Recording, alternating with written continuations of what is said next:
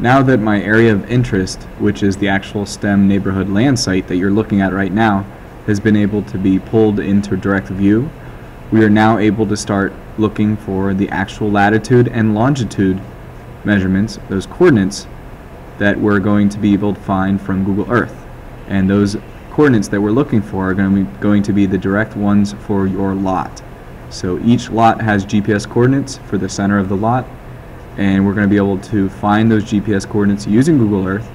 That way we can find out what types of soils, or one or more, are going to be found in this survey that will directly affect the overall building of your house on your lot.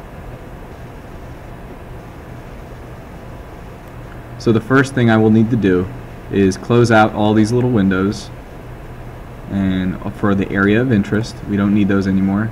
And now we're going to make sure that the quick navigation is open, and we're going to look for latitude and longitude. It may not have been selected. Make sure that the latitude and longitude are now selected.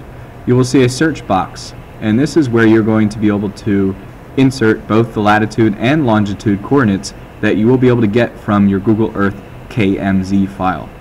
Okay, so I have an updated KMZ file which will reflect all of the individual lots, the 15 individual lots, and you're going to be able to find that KMZ file, actually a link to that file, on the worksheet. So let's go back into the worksheet, and at step 3 you will notice that it tells me to click on the Google Earth KMZ file, and I will then be able to locate the land site.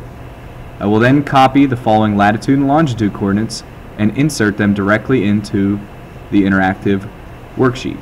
So let's go and click on the Google Earth KMZ file, and there is each individual lot already plotted out. Let's go ahead and download the current version, and then we're also going to need to open that once the current version has been downloaded. And there we go, everything that you see directly into Google Earth. That was pretty quick. So everything is zoomed in, and you can see each individual lot. So let's take a look at lot number 1. So I'm going to zoom in on lot number 1, and I'm going to come over here to the left hand side where it says places, and this is lot number 1. I right click on it, and I'm going to go to properties, and this is where you can see the description. This is the tech teams right now. These are the tech teams. Science and math will be added later. We're going to go over to view. We're going to turn on the snapshot current view, because that is how we're going to get our latitude and our longitude. So we need to highlight each one one at a time. So I'm going to highlight the first latitude, right click copy, or you could use the shortcut Control C. So I'm going to copy that, and I'm going to go back into my window. Let's go all the way back to Web Soil Survey, and I'm going to right click paste, or Control+V, comma.